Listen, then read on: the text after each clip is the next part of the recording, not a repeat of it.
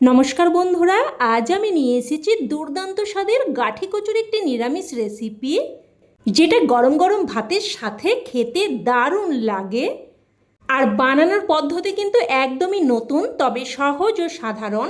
বাড়িতে থাকা সাধারণ কিছু ঘরোয়া মশলা আর খুবই কম সময়ের মধ্যে এটা তৈরিও হয়ে যায়। আর অনেকেই আছেন কচু পিচ্ছিল ভাবের জন্য আর গলা চুলকানোর জন্য খেতে চান না। তবে আমার মতো করে কিছু টিপস ফলো করে যদি রান্নাটা করেন, একদমই কিন্তু গলাও চুলকাবে না আর পিচ্ছিল ভাবও থাকবে না।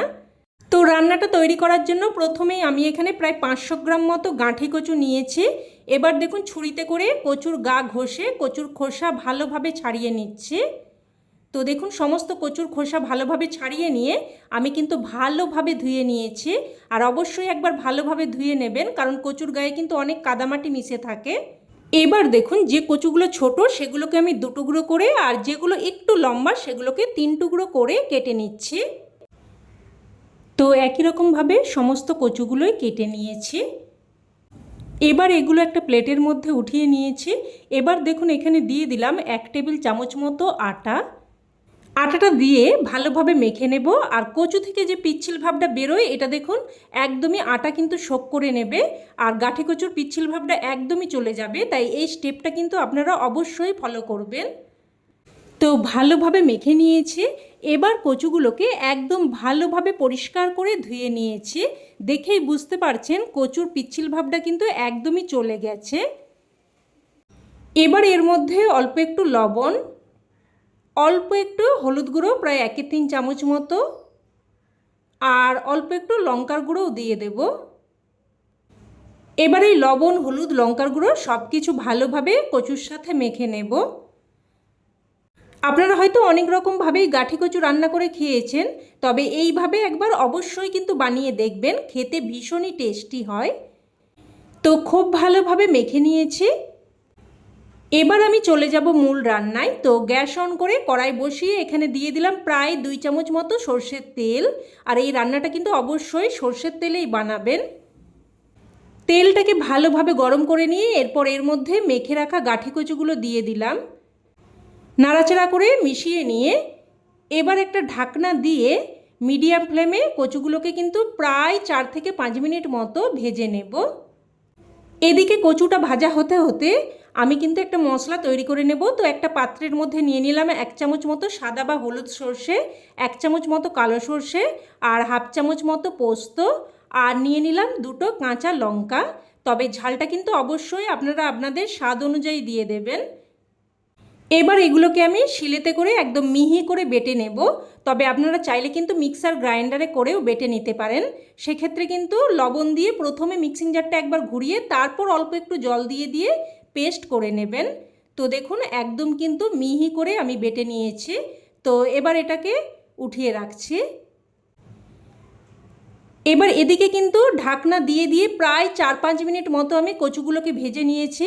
মাঝে কিন্তু আমি 2-1 বার ঢাকনা তুলে নাড়াচাড়া করে দিয়েছিলাম। দেখুন কচু খুব সুন্দরভাবে ভাজা হয়ে গেছে। আর কচুগুলোকে কিন্তু এমনভাবে ভেজে নিতে হবে যাতে করে প্রায় 70 থেকে 80% মতো সেদ্ধ হয়ে যায়। দেখুন কচু কিন্তু প্রায় অনেকটাই সেদ্ধ হয়ে গেছে। কচু সেদ্ধ করে রান্না করলে পিচ্ছিল মতো হয়ে যায়, তাই এইভাবে যদি একটু ভালো করে ভেজে নিয়ে রান্নাটা করেন, দেখবেন একদমই পিচ্ছিল ভাব থাকবে না। তো কচুগুলো উঠিয়ে নিয়ে আমি এখানে 1 চামচ তেল উঠিয়ে রাখছি, কারণ আমার এখানে তেলটা একটু বেশি মনে হচ্ছে। আর এই তেলটা আমি অন্য কোনো রান্নায় ব্যবহার করে নেব। তো এবার ওই তেলের মধ্যে আমি ফোড়নে দিয়ে দিয়েছি 1/2 চামচ কালো জিরে আর একটা শুকনো লঙ্কা। তো ফোড়নটাকে একটু ভেজে নিয়ে এবার এখানে দিয়ে দিলাম একটা মিডিয়াম সাইজের কুচানো টমেটো। টমেটোটা দিয়েও একটুক্ষণ নাড়াচাড়া করে ভেজে নেব। টমেটোটা একটু ভেজে নিয়ে এবার এখানে বেটে রাখা মশলা দিয়ে দিচ্ছি। বাটিটা ধুয়ে অল্প একটু জলও দিয়ে দিলাম। এবার দিয়ে দিলাম স্বাদ অনুযায়ী লবণ, 1/2 চামচ মতো হলুদ গুঁড়ো, আর 1/2 চামচ মতো কাশ্মীরি লঙ্কার গুঁড়ো দিয়ে দিচ্ছি। এই লঙ্কার গুঁড়োতে কিন্তু রান্নাটা বেশি ঝাল হবে না, তবে তরকারির কালারটা সুন্দর আসবে। তাই আপনারা চাইলে কিন্তু কাশ্মীরি লঙ্কার গুঁড়োটা স্কিপও করে যেতে পারেন। এবার সব কিছু ভালোভাবে মিশিয়ে নিয়ে মশলাটাকে কষিয়ে নেব। তো দেখুন মশলা থেকে কিন্তু তেল সেপারেট হতে শুরু করেছে। আর ঠিক এই পর্যায়ে আমি ভেজে রাখা কচুগুলো দিয়ে দিচ্ছি। এবার আবারও সব কিছু ভালোভাবে মিশিয়ে নিয়ে একটা ঢাকনা দিয়ে লো টু মিডিয়াম ফ্লেমে 2 মিনিট মতো রেখে দিচ্ছি। তো ঢাকনা দিয়ে প্রায় 2 মিনিট মতো রেখে দিয়েছিলাম। দেখুন মশলার সাথে কচু কিন্তু বেশ ভালোভাবে কষানো হয়ে গেছে। আর এইভাবে কিন্তু একটু বারবার কষিয়ে নিয়ে রান্নাটা করলে যে কোনো রান্নাই কিন্তু খেতে বেশ ভালো লাগে। তো এবার এখানে আমি 1 বাটি মতো গরম জল দিয়ে দিলাম। এবার আবারও সব কিছু ভালোভাবে মিশিয়ে নেব। ভালোভাবে মিশিয়ে নিয়ে ঝোলটাকে ফুটতে দেব। ঝোল ফুটে আসলে এবার একটা ঢাকনা দিয়ে মিডিয়াম ফ্লেমে প্রায় 4 থেকে 5 মিনিট মতো রান্না করে নেব। এবার আমি এখানে একটা স্পেশাল মশলা তৈরি করে নেব। তো অন্যদিকের গ্যাস ওভেনে একটা তড়কা প্যান বসিয়ে আমি দিয়ে দিলাম 1 চামচ মতো কালো জিরে। এবার এই জিরেটাকে লো ফ্লেমে নাড়াচাড়া করে ভেজে নেব।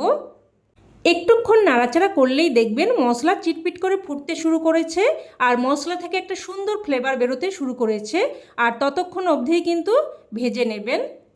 তো মশলাটা ভাজা হয়ে গেছে, এবার এটাকে কিন্তু সাথে সাথেই নামিয়ে নিতে হবে, না হলে কিন্তু মশলা বেশি পরিমাণ রান্না হয়ে পুড়ে ফ্লেভারটা নষ্ট হয়ে যাবে।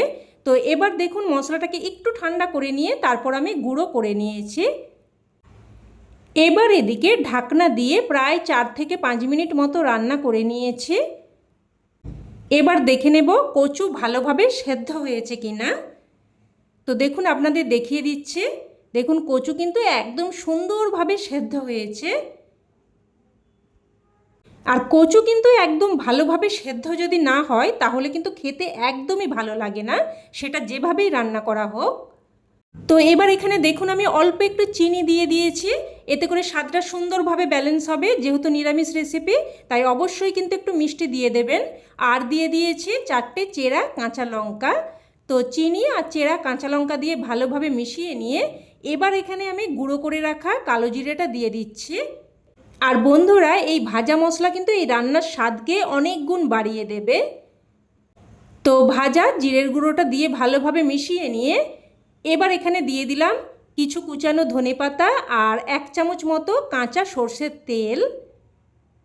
এবার কুচানো ধনেপাতা আর সর্ষের তেলটা দিয়ে ভালোভাবে মিশিয়ে নেব। কুচানো ধনেপাতা আর সর্ষের তেলটা দিয়ে ভালোভাবে মিশিয়ে নিয়ে এবার গ্যাসের ফ্লেম বন্ধ করে একটা ঢাকনা দিয়ে 2 মিনিট স্ট্যান্ডিং টাইমে রেখে দিচ্ছি, যাতে করে ধনেপাতা আর সর্ষের তেলের ফ্লেভার তরকারির সাথে ভালোভাবে মিশে যায়। আর রান্না কিন্তু এখন একদম তৈরি। এবার এটা গরমা গরম ভাতের সাথে পরিবেশন করুন, খেতে কিন্তু জাস্ট ফাটাফাটি লাগে। অবশ্যই এইভাবে একবার বানিয়ে দেখুন, আর আমার বিশ্বাস আপনাদেরও খেয়ে খুবই ভালো লাগবে। তো রেসিপি কেমন লাগলো অবশ্যই কমেন্টে জানাবেন, আর ভালো লেগে থাকলে প্লিজ একটা লাইক দিয়ে দেবেন, আর চাইলে অন্যান্য বন্ধুবান্ধবদের সাথে শেয়ারও করতে পারেন। আর চ্যানেলের নতুন বন্ধু হয়ে থাকলে চ্যানেলটি অবশ্যই করে সাবস্ক্রাইব করে নেবেন। তো আজ এই অবধি, আবারও অন্য কোনো রেসিপিতে দেখা হবে। ততক্ষণে সকলে ভালো থাকবেন, সুস্থ থাকবেন, আর সকলকে ধন্যবাদ।